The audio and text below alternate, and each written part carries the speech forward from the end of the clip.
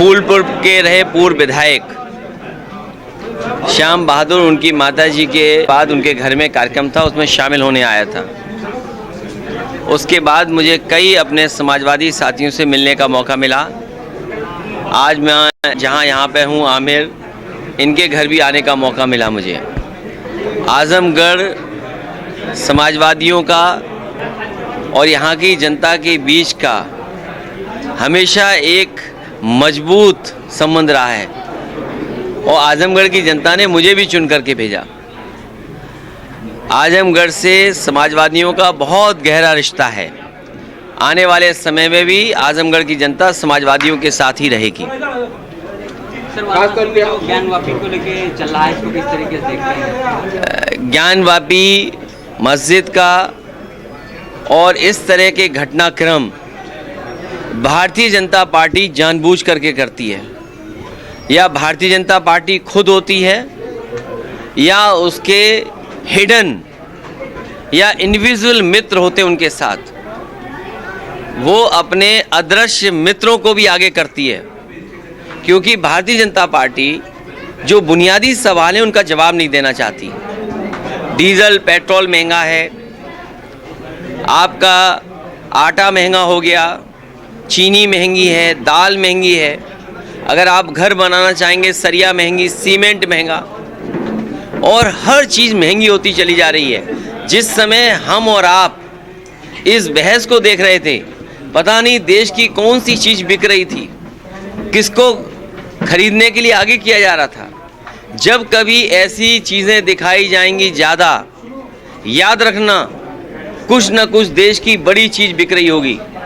और मुझे तो ये लगता है कि जो नारा भारतीय जनता पार्टी देती है कि एक देश में एक ही राशन हो, वन नेशन वन राशन, कहीं ऐसा तो नहीं कि इन घटनाओं को आगे कर करके वन नेशन वन उद्योगपति की कोई नीति पे काम कर रही हो भारतीय जनता पार्टी, कि एक देश एक व्यापारी, एक देश एक ही उद्योगपति, ये दिखा करके कहीं ऐसा तो नहीं देश की बहुत सारी संपत्तियां बिक रही हों या किसी के हाथ में जा रही हों चीज़ें। अच्छा अखिलेश भैया, जो काशी के अलावा जो है आगरा हो गया, फिर मथुरा हो गया, तो इस तरीके की चीज़ें एक साथ ही रही, उसको लेके आप भारतीय जनता पार्टी को याद करना चाहिए, उन्हीं के प्रधानमंत्री वहाँ गए थे आगरा में, और आगरा की जनता, आगरा के टूरिज्म सेक्टर के लोगों को ये भरोसा दिला के आए थे कि $1 ट्रिलियन की इकोनॉमी केवल ताजमहल से हो सकती है। अगर उनके प्रधानमंत्री ये बात कहते हों कि $1 ट्रिलियन की इकोनॉमी हो सकती है केवल ताजमहल से, और उन्हीं के इंडिविजुअल मित्र क्या चाहते हैं, उन्हीं के इंडिविजुअल कार्यकर्ता क्या चाहते हैं? नफरत। क्योंकि उन्हें आने वाले चुनाव को लड़ना है, महंगाई बेरोजगारी का जवाब नहीं देना है। उनके पास बाकायदा इसी तरह का हेट कैलेंडर बना रखा होगा, नफरत का कैलेंडर बना रखा होगा, और जब तक चुनाव नहीं होगा इसी तरह हेट कैलेंडर पे ये लोग बात करते रहेंगे। अच्छा अखिलेश भैया, एक ओवैसी आप मुलाकात करते हैं, लेकिन आजम खान साहब से मिलने क्यों जेल नहीं जाते? उनके घर मैं जाऊंगा, समाजवादी पार्टी और हम सब उनके साथ हैं, जो भी मदद हो सकती है वो हम लोग मदद कर रहे हैं उनकी।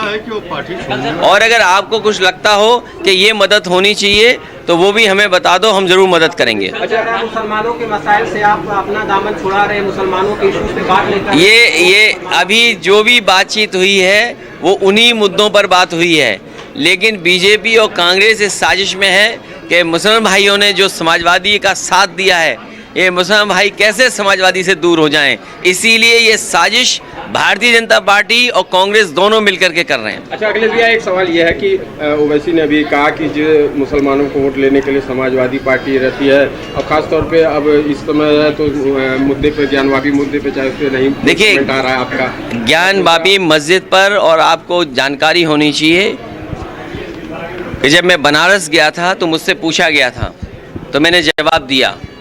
लेकिन भारतीय जनता पार्टी ऐसी पार्टी है जो अपना विपक्ष बना के रखती है। हम विपक्ष हैं वो सवाल नहीं है। भारतीय जनता पार्टी अपने सुविधा के लिए एक विपक्ष बना करके रखती है, और ये समझना चाहिए भारत की राजनीति में भारतीय जनता पार्टी ने गुपचुप तरीके से हाथ मिला करके कई विपक्ष बना करके बैठे हुए हैं। समाजवादी पार्टी इस देश की जो संस्कृति रही है, समाजवादी पार्टी इस देश की जो भाईचारा रहा है, उसके साथ खड़ी है समाजवादी पार्टी। अच्छा, एक बयान और उसी में है कि ओवैसी जी का था कि कांग्रेस जिसने कानून बनाए, नियम बनाए, 91 के बाद का भी नियम है, तो उसके लिए भी कोई विरोध नहीं हो रहा है। देखिए, ज्ञानवापी मस्जिद को जानबूझ करके मसले को उठा रहे हैं। संविधान और सुप्रीम कोर्ट के तमाम फैसले पुराने हैं, जिनको देख करके ये कहा जा सकता है कि इस तरह का विवाद नहीं उठाना चाहिए, इस तरह की चीज़ें नहीं होनी चाहिए, इस तरह के सर्वे नहीं होने चाहिए। अच्छा भैया, प्रधानमंत्री मंत्रियों से उन्होंने बात की तो क्या पाठ पढ़ा? देखिए, उन्हें इस बात की कहीं ना कहीं जानकारी है। जो 22 मंत्री नहीं बनाए गए हैं वो क्या कर रहे हैं, जो मंत्री बनाए गए हैं वो क्या काम कर रहे हैं, वो तो हमें और आपको पता है। ज़मीन पर कुछ नहीं दिखाई दे रहा, बिजली महंगी, बिजली गायब, सड़क बन नहीं रही, महंगाई बढ़ गई, बेरोजगारी बढ़ गई, अपनी चीज़ों को बता नहीं रहे हैं कि क्या करेंगे जनता के बीच में। जो 22 मंत्री हटाए गए हैं वो क्या कर रहे हैं, और जो बनाए गए हैं वो काम नहीं कर रहे हैं, इसलिए खाना खाया गया है। अच्छा, बुलडोजर की बात करें तो जो प्रदेश का चल रहा है, दिल्ली में 6 लाख घरों पे बुलडोजर चल रहे हैं। मैं आपसे कह रहा हूँ, भारत में सबसे ज़्यादा इल्लीगल घर किसी के बने होंगे तो भारतीय जनता पार्टी के लोगों के। पूरे देश में नक्शा पास करा करके नक्शे का जिस तरीके से पालन होना चाहिए, नियमों का पालन होना चाहिए, वो नियमों का पालन अगर कोई नहीं कर रहा है तो वो भारतीय जनता पार्टी है।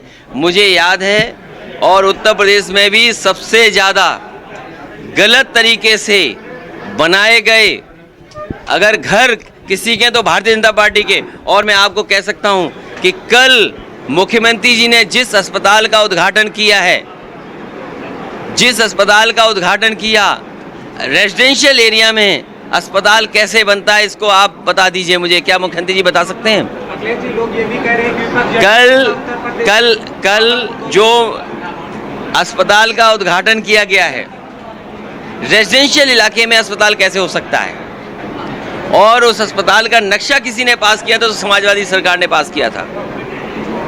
क्या रेजिडेंशियल एरिया में अस्पताल बन सकता है और मुख्यमंत्री जाकर के उद्घाटन कर रहे हैं उसका?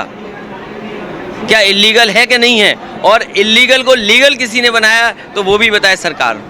अच्छा, कार्ड होगा तो सब छीन लिया जाएगा आपसे और वसूली होगी।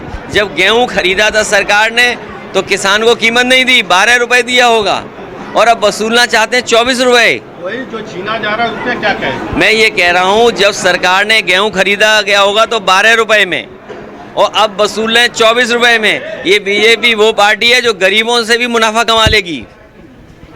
समझ गए नहीं समझ भाई? क्या समाजवादी पार्टी उस पर आवाज उठाएगी? आवाज ही उठा रहे हैं।